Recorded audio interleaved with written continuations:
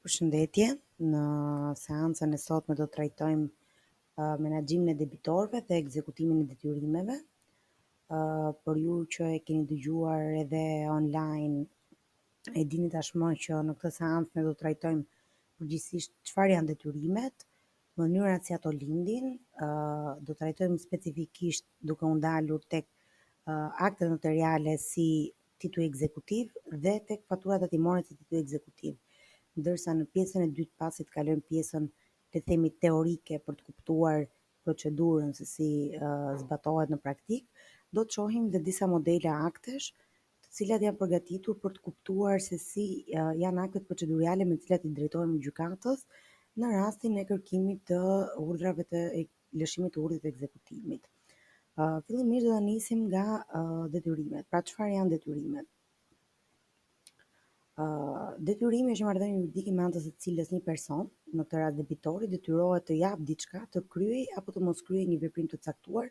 në dobi të një personi tjetër që është kreditori, i cili gjithashtu ka të drejtë të kërkojë të jepë diçka apo të kryet apo mos kryet një veprim juridik në dobi të tij. Detyrimet normalisht neve njohim ato që janë nga kontrata dhe nga ligji. Përgjithsisht në pjesën më të madhe të atyre që juve do t'ju duhet të zbatoni si jurist biznesi janë detyrimet që lindin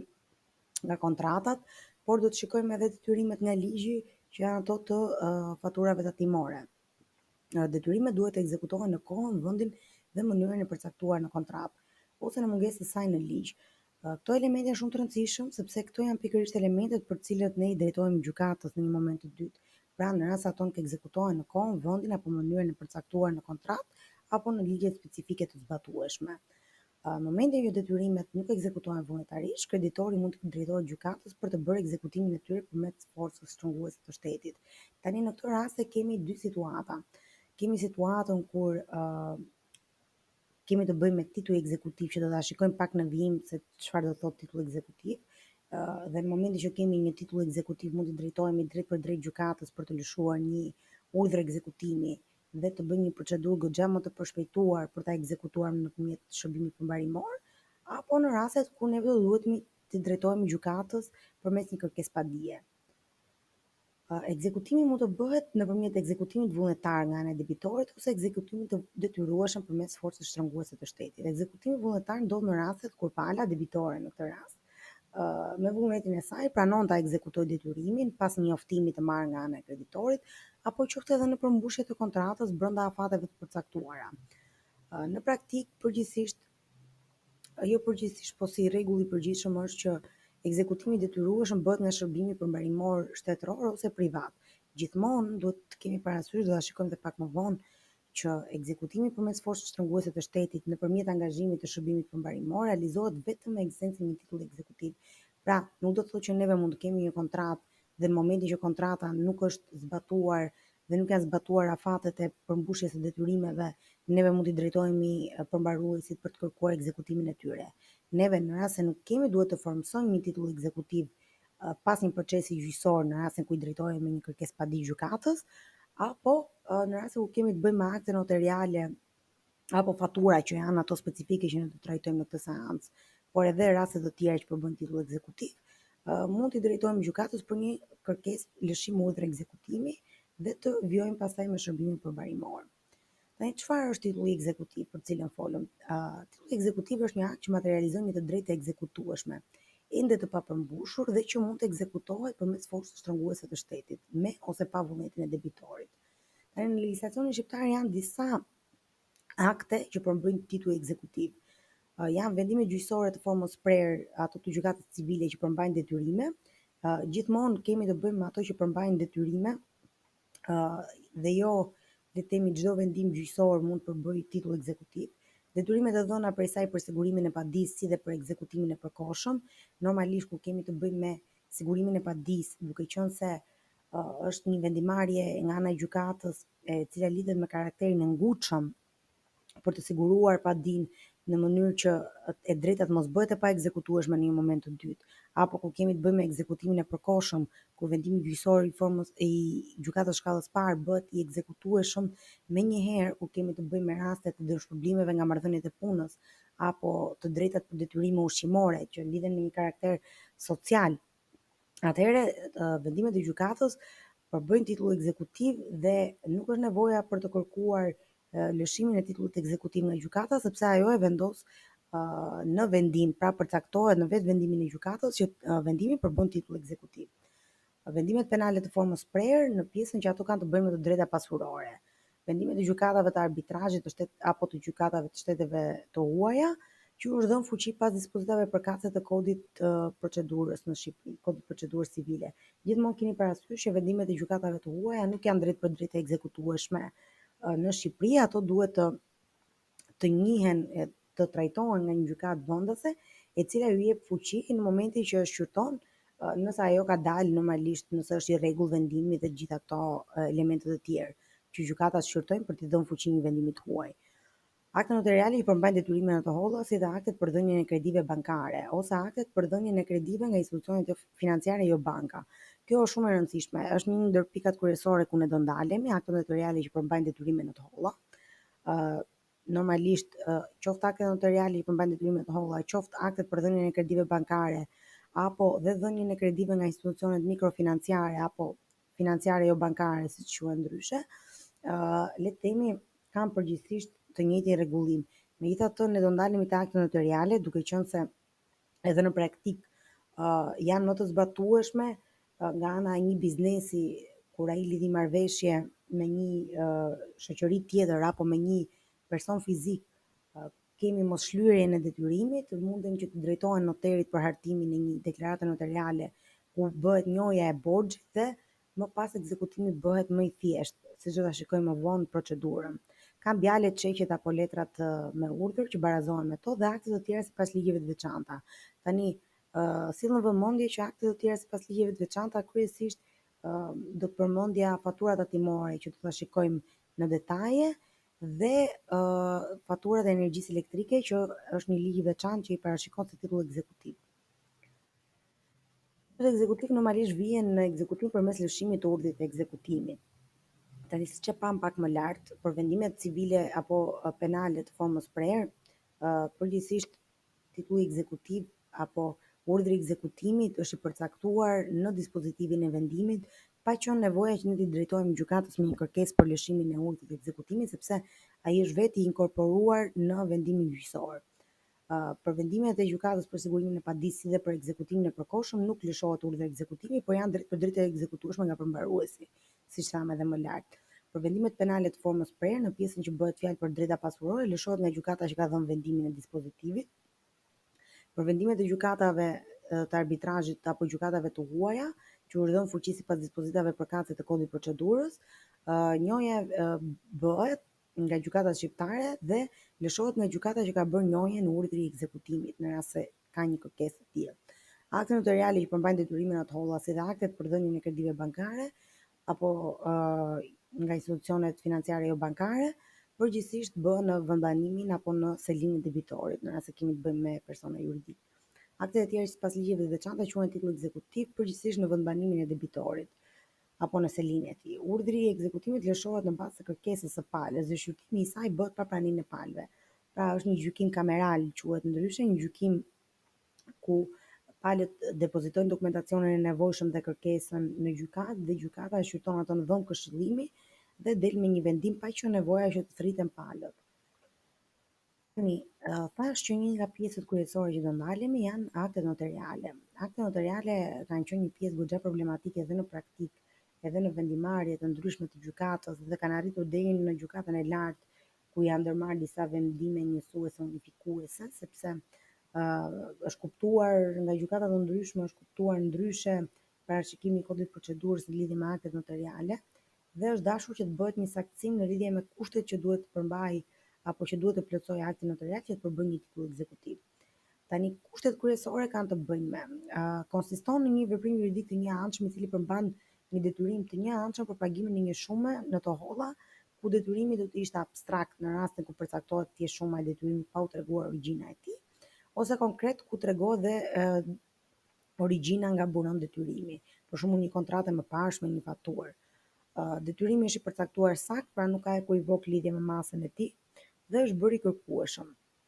Normalisht nuk duhet të varet nga plotësimi i ndonjë afati apo kushti nga pala tjetër, nuk ka të parashikuara penalitete apo interesa që kërkojnë hetim gjyqësor nga gjykata,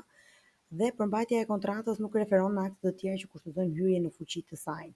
Afati i shlyrjes së shumës është i tejkaluar, i maturuar dhe detyrimi është bërë i kërkueshëm, si dhe nuk përcaktohet asnjë kriter në lidhje me mënyrën e kthimit të shumës. Për ta përmbledhur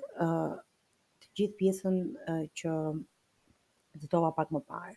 kur kemi të bëjmë me akte notariale, në mënyrë që ato të përbëjnë titull ekzekutiv, duhet të plotësohen disa kushte thelbësore. Kushti thelbësor është që ai duhet të përmbajë një veprim juridik të njëanshëm. Kjo nuk kupton që të ekzistojë vetëm njëra palë. Kjo do të thotë që detyrimi të jetë i njëanshëm. Pra, edhe kur kemi të bëjmë një deklaratë notariale të nënshkruar nga të dyja palët, dhe kreditori dhe debitori, mjafton që detyrimet që përmbahen në atë deklaratë ti atribuohen vetëm njërës nga palës, pra vetëm palës debitore. Në rast se një marrëveshje të lidhur para noterit, sepse në çdo rast duhet të jenë akte notariale. Në rast se një marrëveshje të lidhur para noterit, të dyja palët marrin detyrime reciproke, atëherë jo, kjo nuk përbën një titull ekzekutiv. Normalisht e rëndësishme te titulli ekzekutiv është të përcaktohet dhe ligjshmëria e këtij detyrimi. Pra, të ketë një shkak të ligjshëm për cilën ka lindur ky detyrim. Nuk mund të përbëjë një shkak të ligjshëm në rast se për shembull ka lindur si pasojë e shitjes së një lënde të ndaluar apo kryerjes së një shërbimi të ndaluar sipas legjislacionit shqiptar. Normalisht nuk duhet që në aktin notarial të përmbahen penalitete të ndryshme në rast mosshlyerje apo interesa të ndryshëm që mund të aplikohen, apo kritere të ndryshme në lidhje me mënyrën e kthimit të shumës. Të gjitha këto çojnë në përfundimin që detyrimi i parashikuar në aktin notarial duhet të jetë një detyrim i qartë, duhet të jetë i përcaktuar qartë, të mos ketë ekivok në lidhje me masën e tij.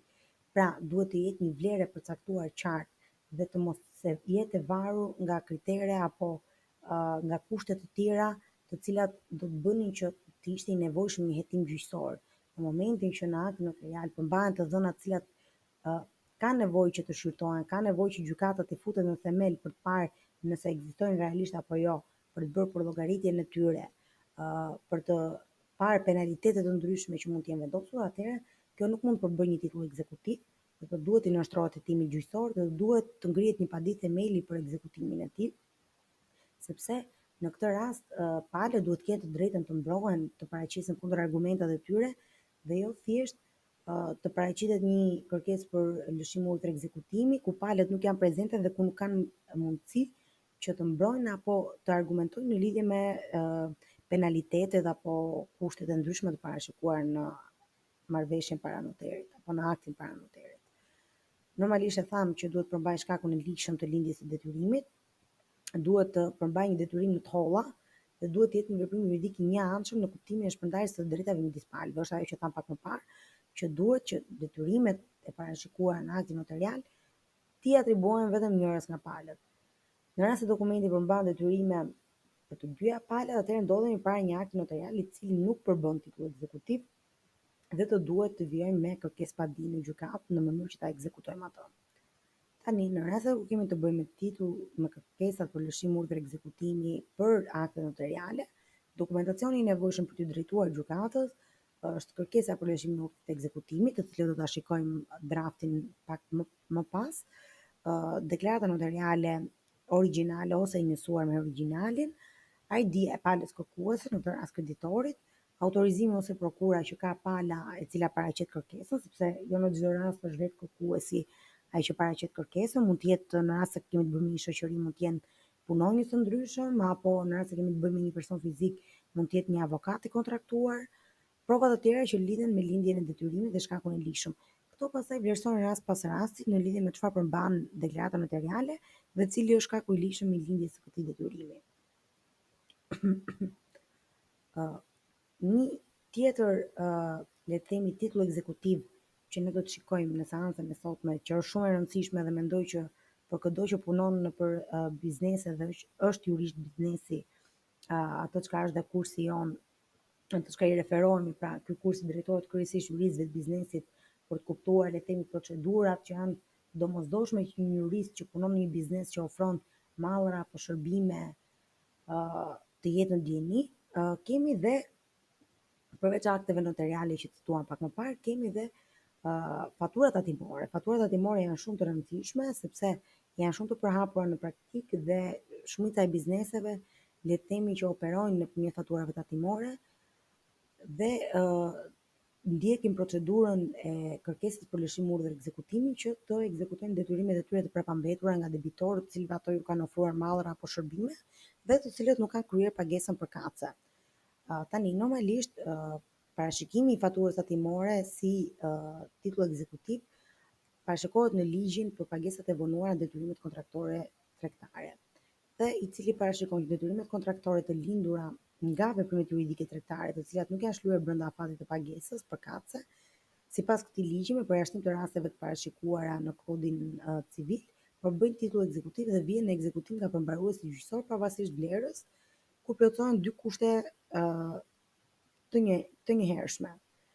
Kur kreditori ka lëvruar mallrat apo ka kryer shërbimet sipas kontratës dhe ligjit dhe kur debitori nuk e ka kundërshtuar detyrimin. Kur flasim për moskundërshtimin e detyrimit, përgjithsisht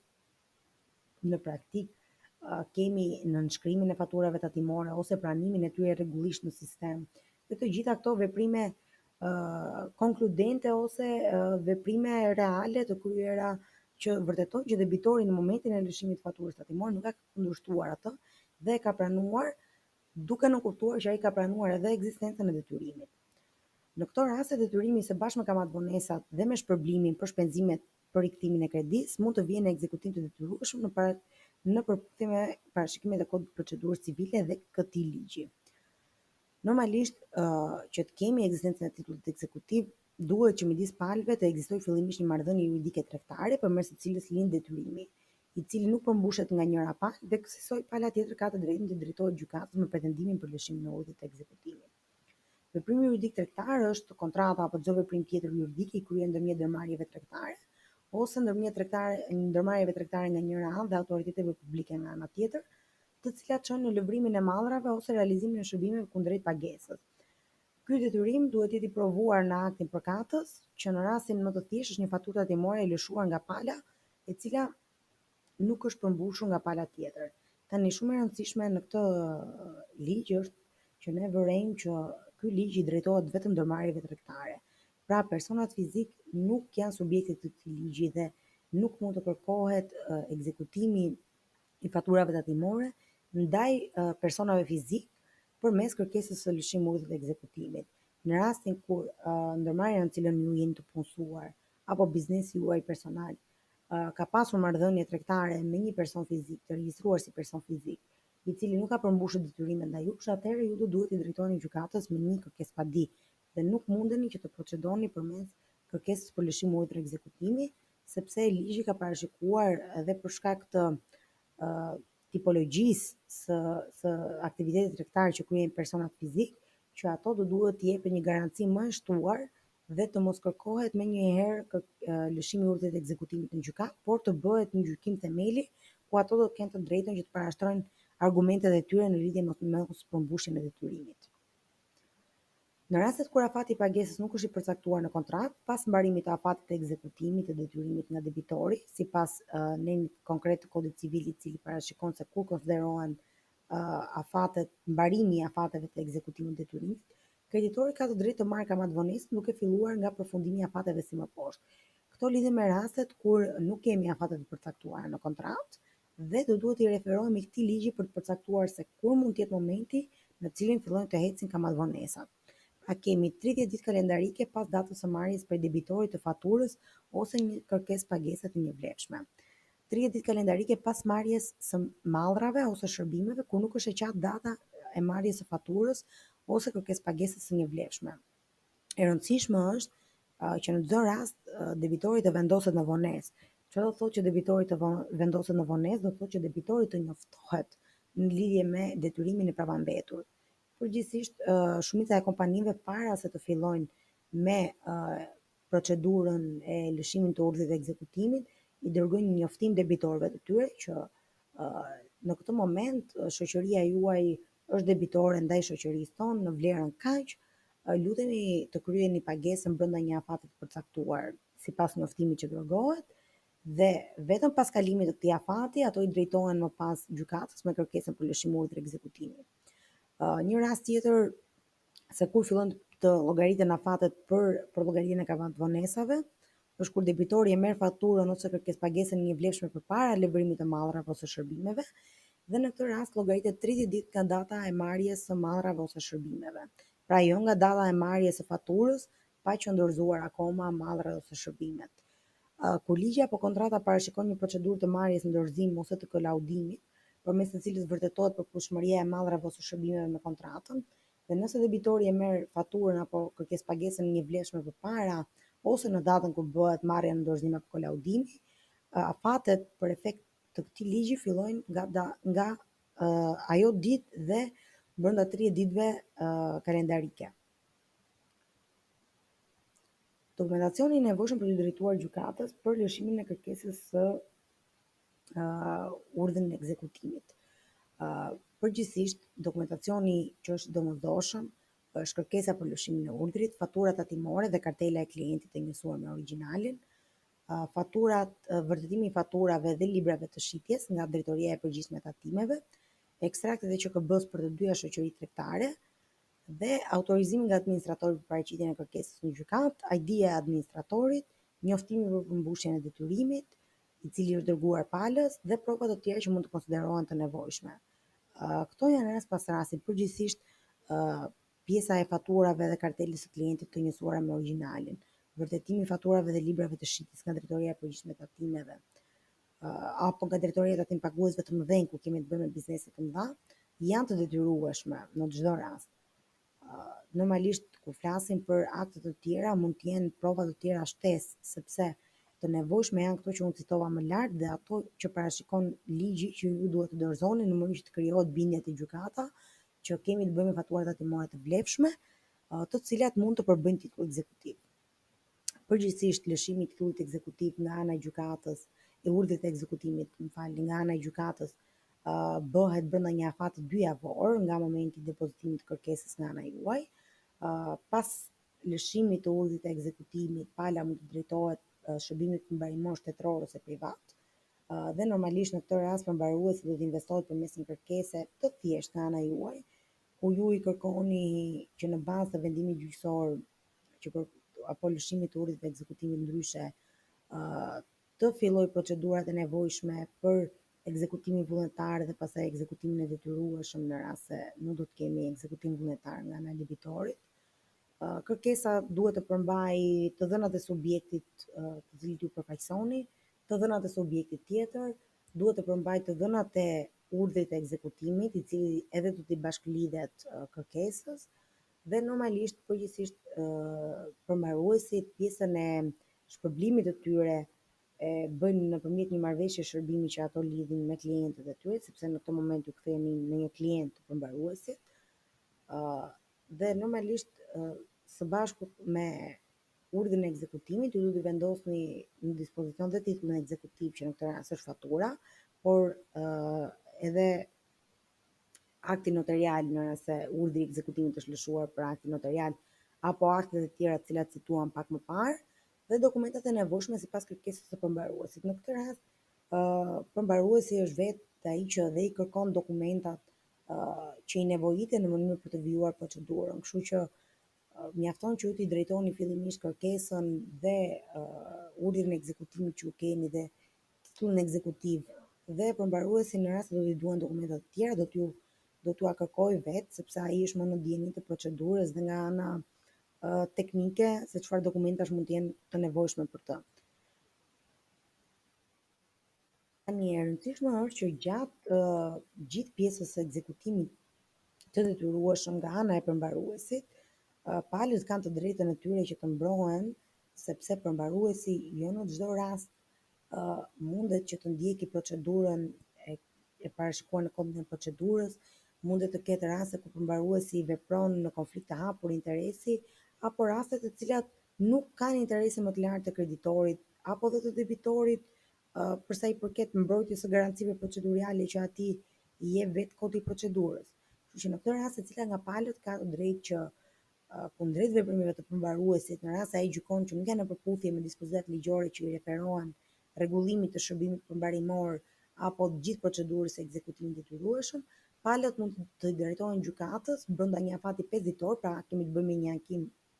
të veçantë,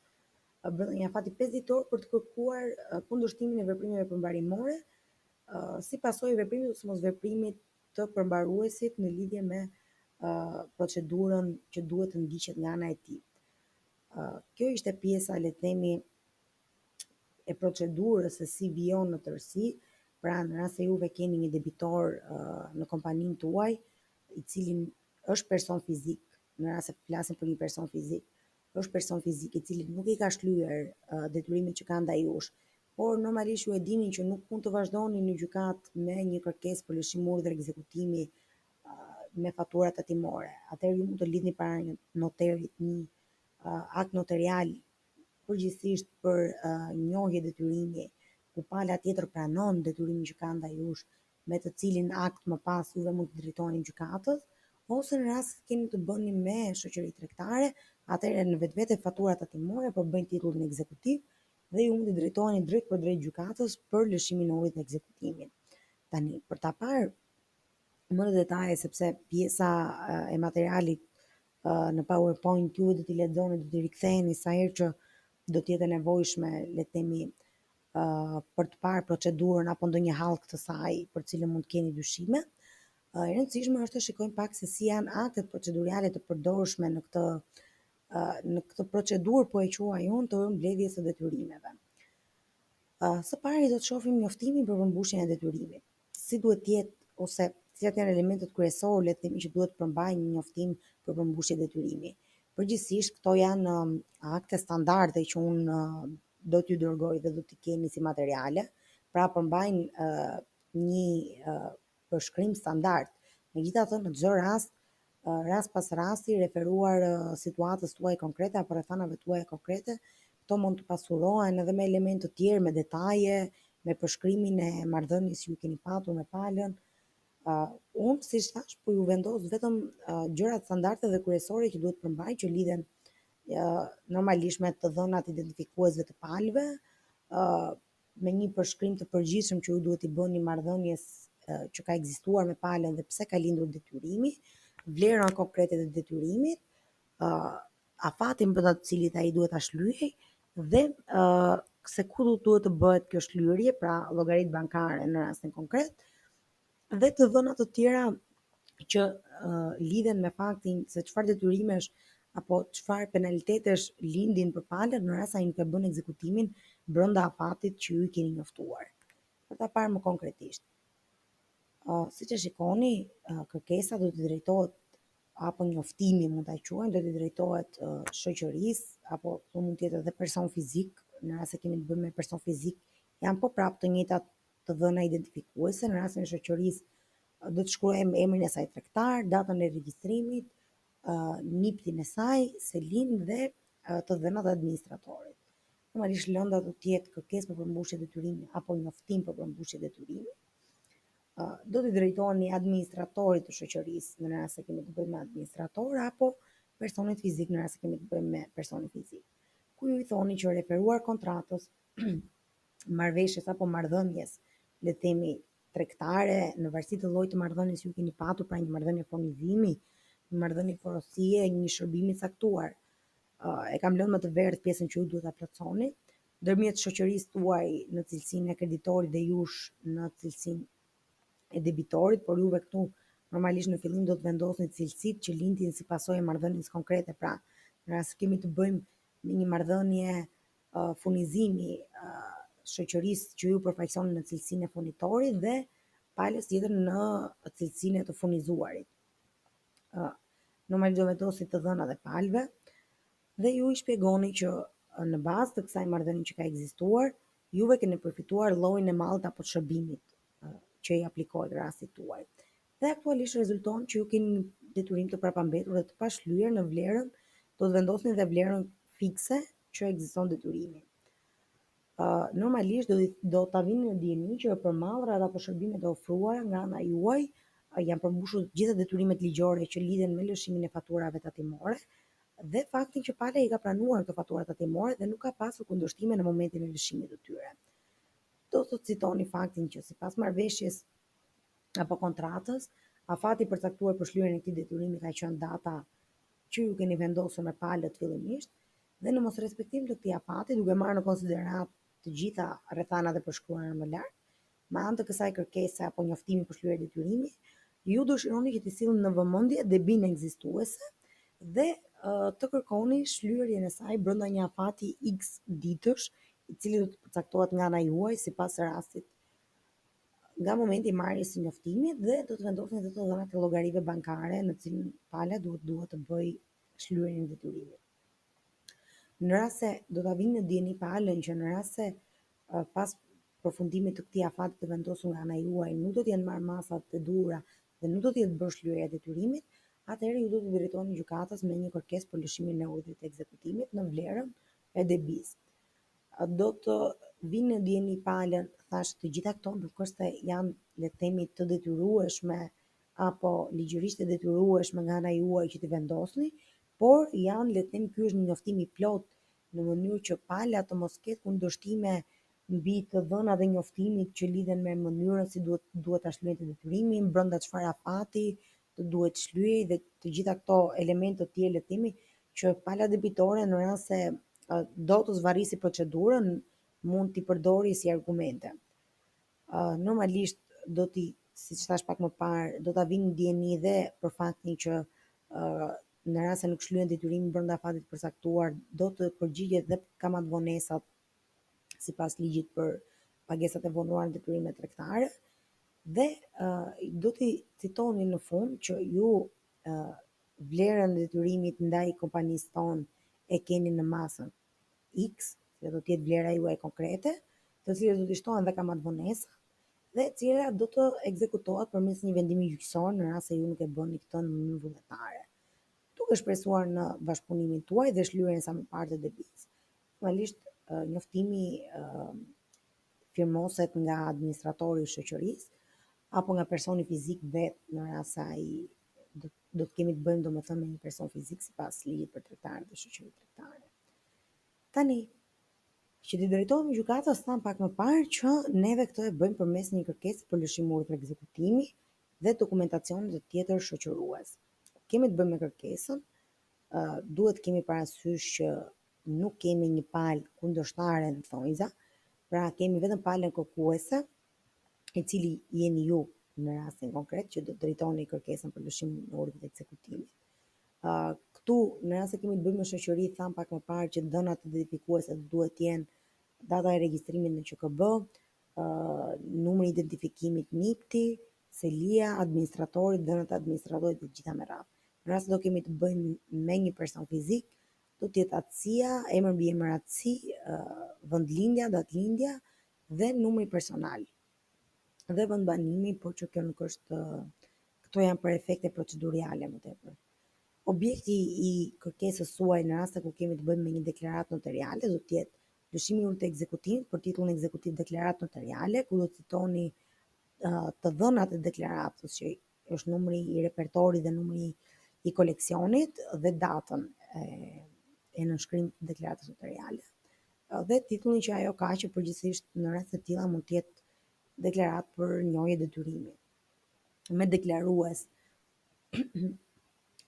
palën i cilën e kanë nënshkruar. Në rast se deklaruesi është person fizik, tham kemi të dhënat si më lart. Në rast se kemi të bëjmë me shoqëri tregtare, do të jenë të dhënat që tham për shoqërinë tregtare. Shpenzimet gjyqësore në ngarkim të palës debitore, normalisht kjo është një pjesë standarde që përgjithsisht vendoset në të gjitha kërkesat apo kërkesë pa ditë drejtuar gjykatës. Baza ligjore do të jetë neni 510 dhe 511 i kodit procedurës, që referohet titujve ekzekutiv dhe urdhrit të ekzekutimit.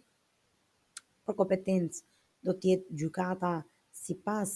kompetencës territoriale që folëm pak më lart, sepse normalisht këto janë kërkesa që i drejtohen në rast se kemi të bëjmë me subjekte private, i drejtohen gjykatës civile apo gjykatës që tashmë quhen gjykatat e jurisdiksionit të përgjithshëm, gjykatat civile dhe vendi i banimit të debitorit tuaj. Në këtë rast më ka vendosur Durrës, meqense jemi edhe në Durrës. normalisht i drejtohemi gjyqtarit apo gjyqtares me i nderuar, si fillim juve duhet të parashtroni rrethanat e faktit si dhe shkakun e lishëm të lindjes së detyrimit, pra para se të arrijmë tek akti notarial dhe çfarë përmban ai, duhet të bëni një përshkrim në lidhje me rrethanat e faktit si dhe shkakun e lishëm të lindjes së detyrimit. Dhe më pas vijoni me faktin që pala debitore me qëllim për të siguruar përmbushjen e detyrimit ka nënshkruar deklaratën notariale me të dhëna sipas të dhënave që do të përmbajë deklarata, pra numrin e repertorit të koleksionit, përmes së cilës deklaron në përgjegjësinë dhe vullnetin e tij të plot se është debitor ndaj meje, kompanisë do të vendosni emrin e kompanisë suaj apo emrin tuaj në rast se jeni persona fizik apo individ thjesht, në shumën X lek. Këtu mund të citoni edhe përmbajtjen tjetër të deklaratës, normalisht deklarata mund të përmbajë dhe elemente të tjerë, të cilët ju duhet të citoni në kërkesën për lëshimor të ekzekutimit. Megjithatë, pavarësisht se ky detyrim është bërë i kërkueshëm, zoti apo shoqëria në varësi të rastit, ende nuk e ka shlyer në respekt të deklaratës notariale të nënshkruar për ti, ende nuk e ka shlyer detyrimin, duke e bërë kështu atë të ekzekutueshëm dhe të kërkueshëm. Bazuar në sa më lart dhe marrë në konsiderat faktin se deklarata notariale konsiderohet titull ekzekutiv sipas pikës D të nenit 510 të kodit procedurës, ku parashikohet se përbën titull ekzekutiv akti notarial i përmban detyrimin e të holla dhe pasi plotësohen në mënyrë të njëkohshme dhe në mënyrë të kumulative kushtet e mëposhme, pra kemi të bëjmë një veprim juridik të njëanshëm, i cili përmban një detyrim të njëanshëm për pagimin e një shume në të holla, apo detyrim që buron nga marrëdhënia e bashkëpunimit tregtar që ka ekzistuar në palë ndërmjet palëve. Detyrimi është i përcaktuar qartë, pra nuk ka asnjë ekuivok lidhur me masën e tij dhe është bërë i kërkueshëm. Gjithashtu duke marrë në konsiderat që në nenin 510 të kodit procedurës janë parashikuar titujt ekzekutiv, këtu bëjmë një referencë se ligji i përkatës, megjithatë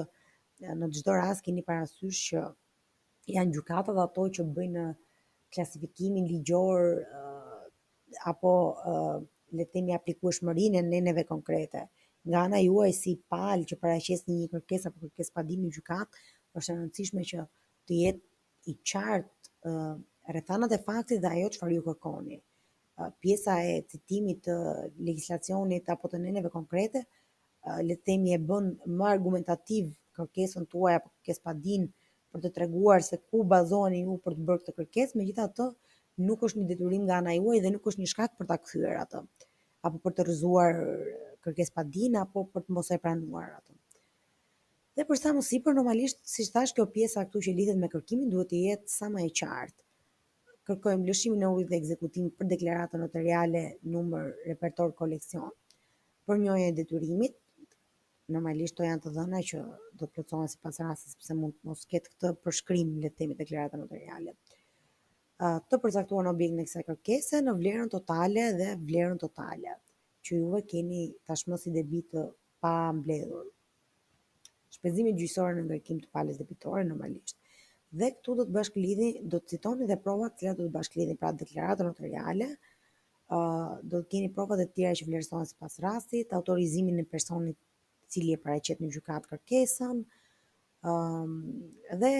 normalisht provat e tjera që lidhen me marrëdhënien konkrete nga e cila ka lindur detyrimi. Do të shikojmë pak edhe kërkesën për lëshim urdhër ekzekutimi në rastin e faturave tatimore.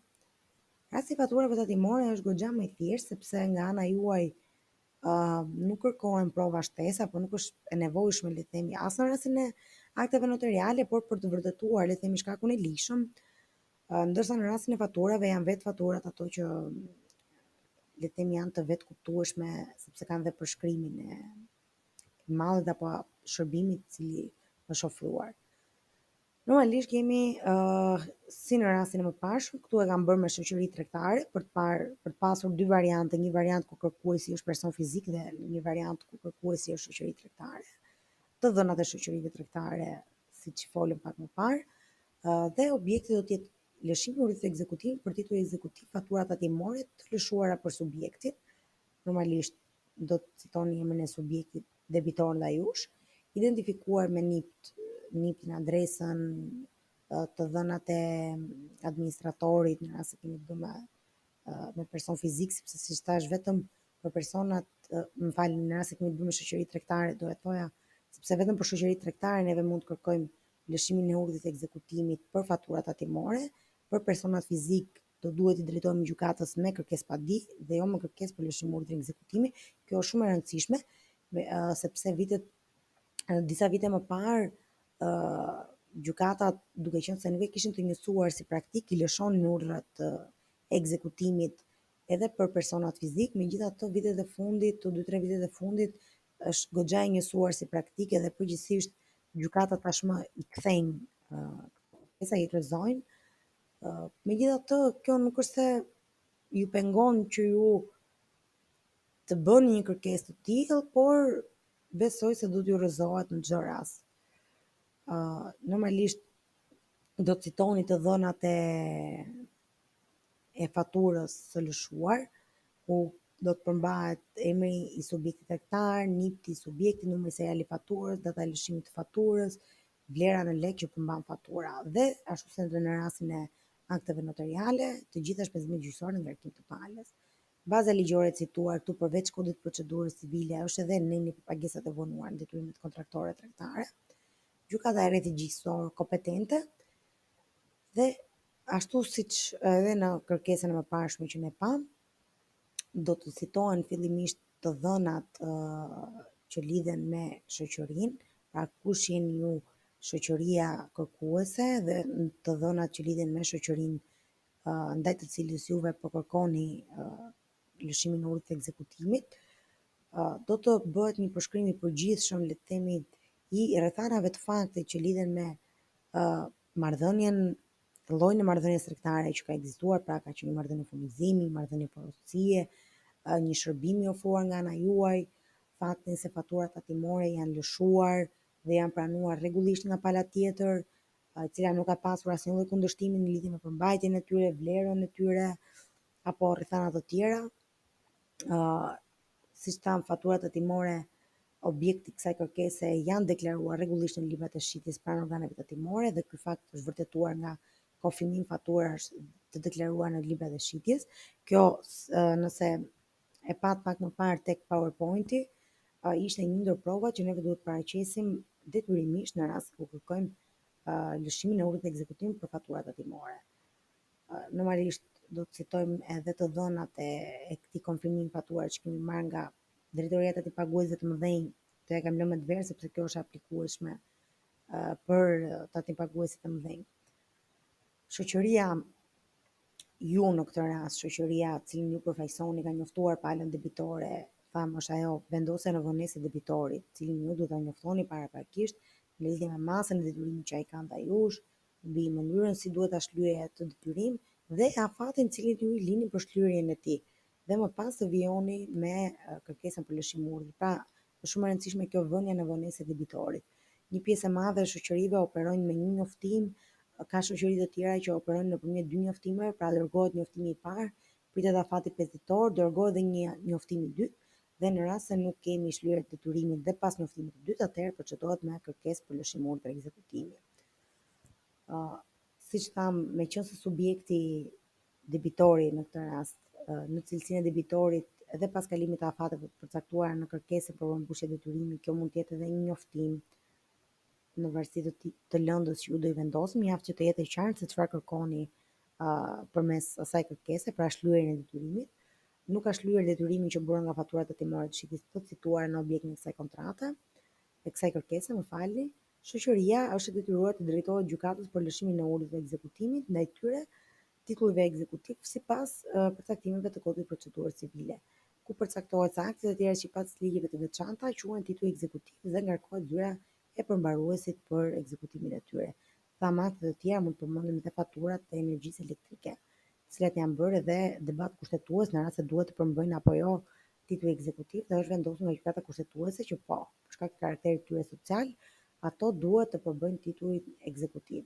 E njëjta logjik deri diku mund të jetë e përdorshme edhe në rastin e faturave tatimore për t'i dhënë një frym për të lehtësuar, le të themi, mbledhjen e detyrimeve nga ana e bizneseve, për të përmirësuar klimën e biznesit në tërësi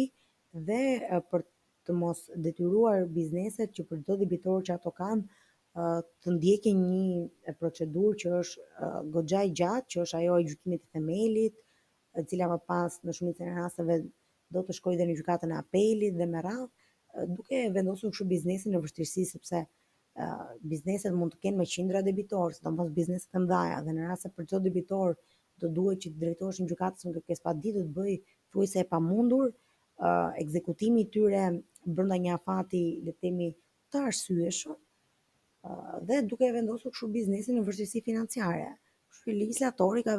ka parë të arsyeshme që të përshpejtojë këtë procedurë dhe të parashikojë një procedurë goxha më të thjeshtë dhe brenda një afati shumë të arsyeshëm për t'i dhënë lehtësi biznesit që të operojë në mënyrë sa më eficiente. Normalisht tu kemi dhe siç e kishim dhe në rastin e kërkesës më parshme dhe të dhënat që duhet përmbajë urdhri i ekzekutimit, të cituara këto nga Kodi i Procedurës Civile, megjithatë, siç e thash dhe pak më parë, nuk është se janë të domosdoshme që të vendosim pjesën e bazës ligjore dhe argumentimin e saj, por gjykata është e rëndësishme që neve të vendosim rrethanat e faktit të qarta dhe kërkimet që ne kemi të qarta, normalisht dhe të dhënat e palëve dhe të dhënat e tjera formale që duhet të përmbajë çdo kërkesë drejtuar gjykatës. Normalisht kemi bërë edhe citimin e ligjit për pagesat e vonuara në detyrimet kontraktore dhe kushtet të cilat themi që janë plotësuar në këtë rast për ekzistencën e titullit ekzekutiv. Themi që bazuar në sa më lart, duke qenë se jemi në kushtet e kërkuara nga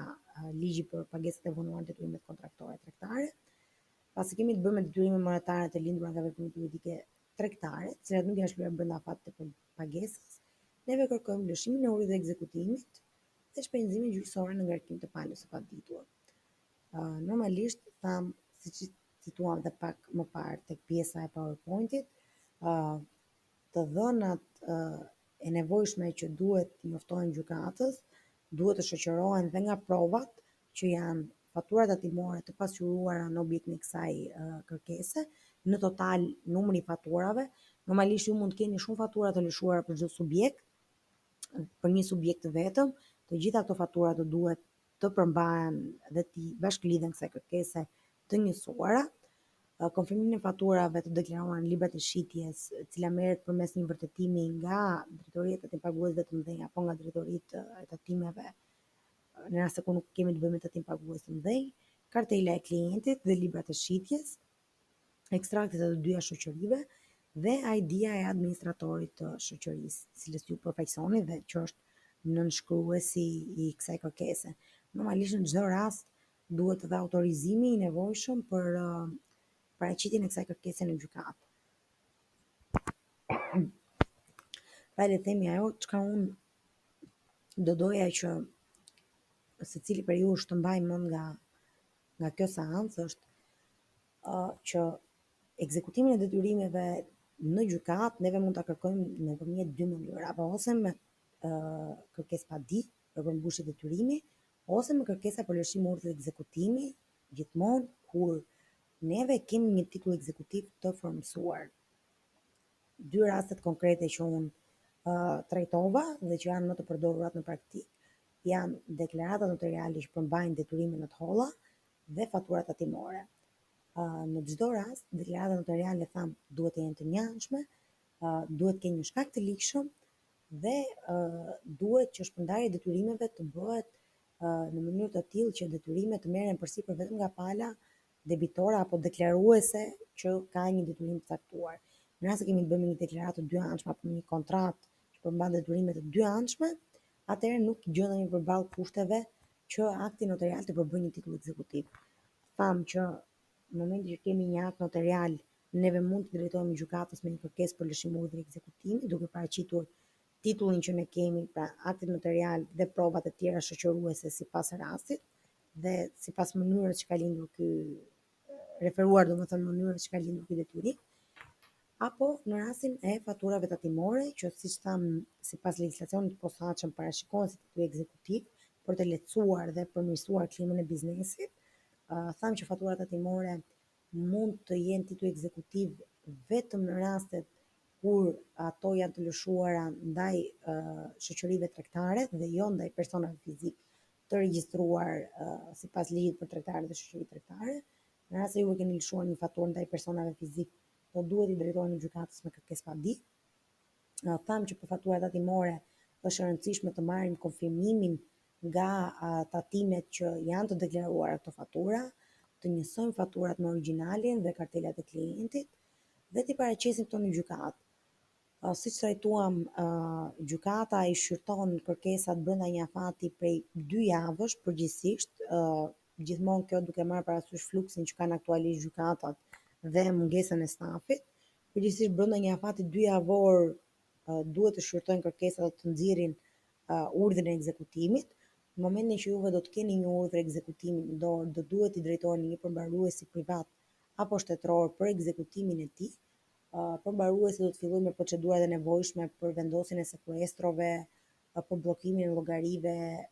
gjithmonë këto pasi është ezauruar faza e njoftimit vullnetar ku debitori inkurajohet që të bëjë shlyerjen vullnetare dhe të mos kalohet më pas lehtimi në bllokimin e pasurive të tij. Në rast se kalohet në ekzekutimin e detyrueshëm, siç thash,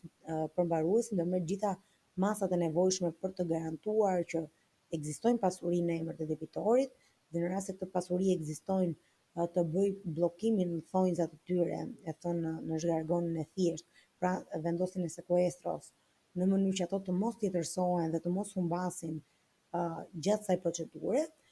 Dhe thamë që në rast se gjatë gjithë procedurës së ekzekutimit të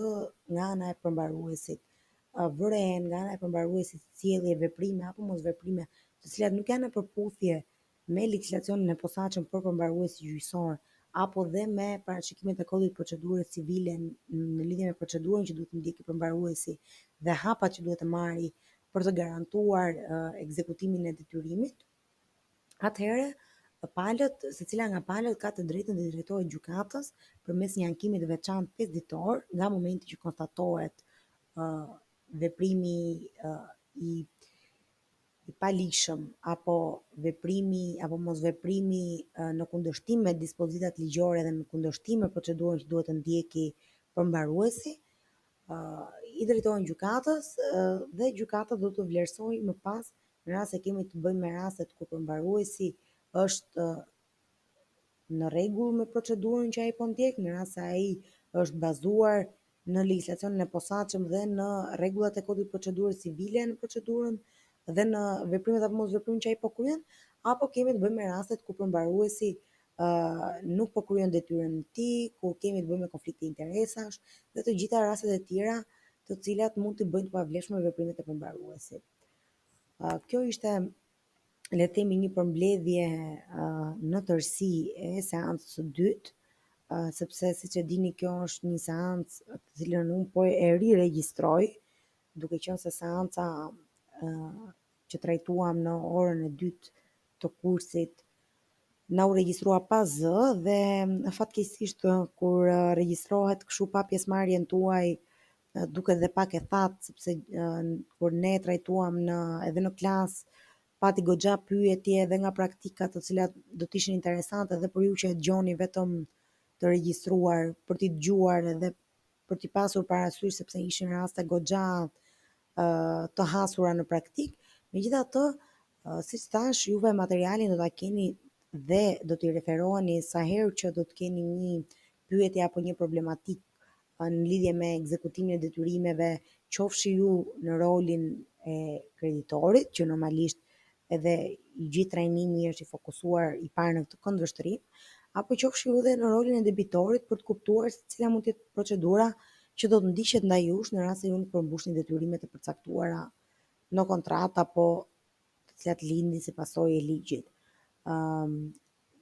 Të dhënat që janë të paraqitura në PowerPoint janë të bazuar kryesisht në kodin e procedurës civile dhe në ligjin për vonesat në detyrimet kontraktore tregtare, kështu që normalisht në kodin e procedurës civile synimi i trajnimit në vetvete është që juve të merrni një ide të përgjithshme për të kuptuar procedurën, megjithatë në lidhje me detajet të tjera, sidomos kur kemi të bëjmë me fazën e përmbarimit, i gjeni te kodi i procedurës civile. E rëndësishme është shumë që të lexoni ligjin për vonesat në detyrimet kontraktore tregtare, sepse përmban shumë detaje që mund të jenë të aplikueshme në rastin tuaj, të cilat normalisht neve nuk mund të trajtojmë të gjitha, sepse ka dhe detaje të veçanta që i referohen tipologjive të posaçme të marrëdhënieve tregtare. Aktet të cilat unë ju analizova pak më parë duke nisur që nga njoftimi dhe të dyja llojet e kërkesave për lëshimin e urdhit të ekzekutimit janë akte standarde, siç thash, pra ju në rast se do të plotësoni të dhënat në vendet që unë kam lënë bosh, mund ta paraqisni fare mirë në gjykatë. Megjithatë juve mund të paksoni apo mund të shtoni detaje të tjera të cilat ju gjykoni të nevojshme dhe të cilat janë specifike për rastin tuaj në rast se ju gjykoni që gjykata duhet të jetë në dijeni të këtyre rrethanave apo detajeve. Kjo ishte ora e dytë e kursit, pra pjesa e ekzekutimit të detyrimeve dhe menaxhimit të debitorëve.